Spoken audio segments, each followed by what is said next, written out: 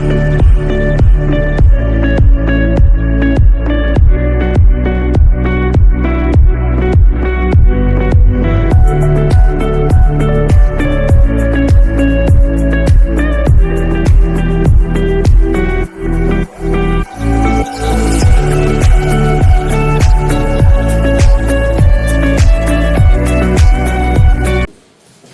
the words of father of our constitution, Dr. B.R. Ambedkar, I quote, I measure the progress of a community by the degree of progress which women have achieved. I unquote. Namaskar, Pranam, and a very good afternoon to everyone who present here. I would like to express my sincere gratitude to our officiating principal, Sudhir Singh sir, head of department, Professor Manmeet Kaur ma'am, my research supervisor, Professor Vandana Sharma ma'am, and expert, Professor Meenakshi ma'am, and our nodal officers, Professor Avinash sir, and Professor Hanuman sir, for their kind support, cooperation, and their guidance in my research work.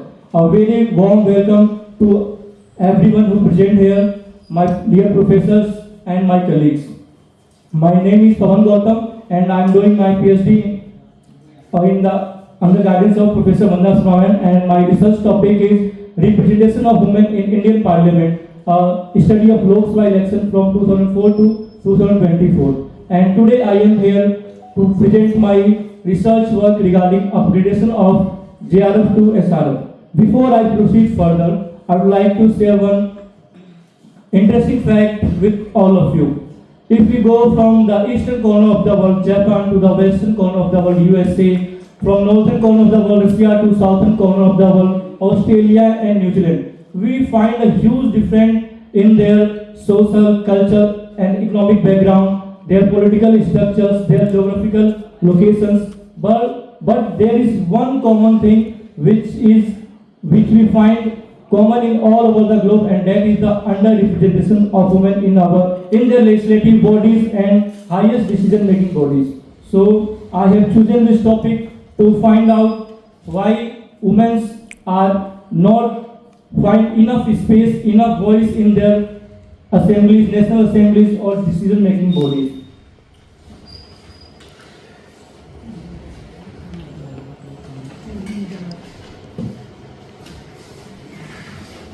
So now the question arises, why there are less women in our parliament or decision-making body? So are women not enough capable to represent themselves? Then the answer is no. Because whenever women get opportunity to any field, they saw immense potential and talent. Women have excelled and accomplished great achievements, and we have countless examples from Marie Curie to Margaret Thatcher, from Serena Williams to Sunita Williams, from Giorgia Meloni to Angela Merkel, from Rani Lakshmi Bai to Vijay Lakshmi Pandit, from Indira Gandhi to fearless Sushma Swaraj, from Mrs. Fogart to Harmanpreet Kaur. We have countless of examples that whenever a woman got an opportunity, they perform, not only perform, but they achieve great things in their field. Our constitution also promised to secure all its citizens justice, social, economic and political equality of status and opportunity. Despite this constitutional declaration, when women were deprived of equal opportunities and faced gender-wide discrimination in Indian political processes. Absence of women voices in parliament not only impact gender-sensitive policy and hinders inclusive growth and our democracy, it is also not good for evolving society. So coming to my research topic,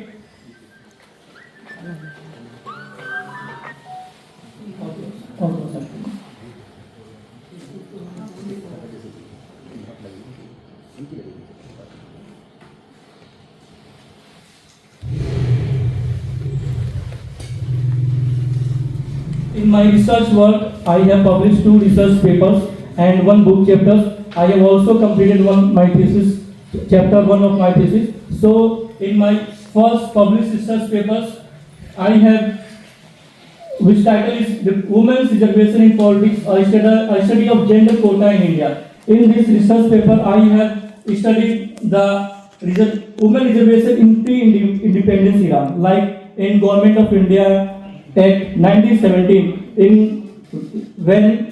In Government of India Act 1917, women were granted voting rights, but there are some limitations. Only wealthy or women who have educations, they got chance for their voting rights.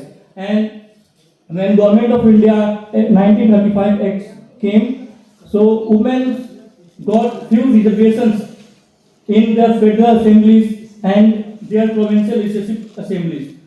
I have also studied the women in parliament after independence, when the Constituent Assembly of our Constitution formed for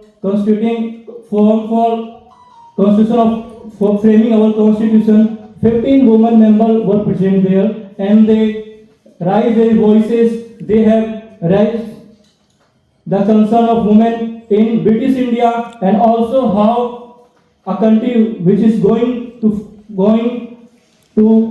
find independence, how they are going to treat women.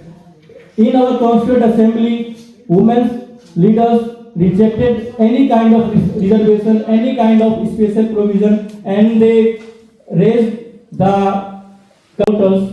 So women not only perform, but they are the deciding factors for victory of any regional or national parties. Women from last 2 elections, the voter turnout data of women is higher than men. That means women are performing higher than men in the Lok Sabha election, but somewhere their presence as an electoral candidate is very less.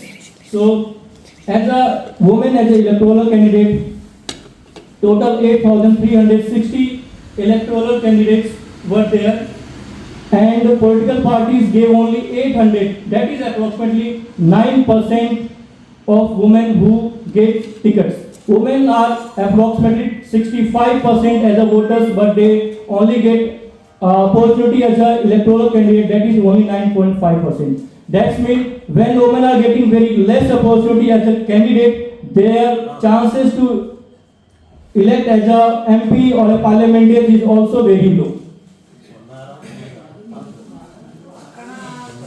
I have also published one book chapter, and that is titled Women's Struggle for Political Rights in India from 1970 to 1947, a historical perspective. In this chapter, I have studied the beginning of women's struggle for their political rights, like the women organization, Women India Association, which is founded in 1917, All India Women Conference, founded in 1927, and National Council for Women India.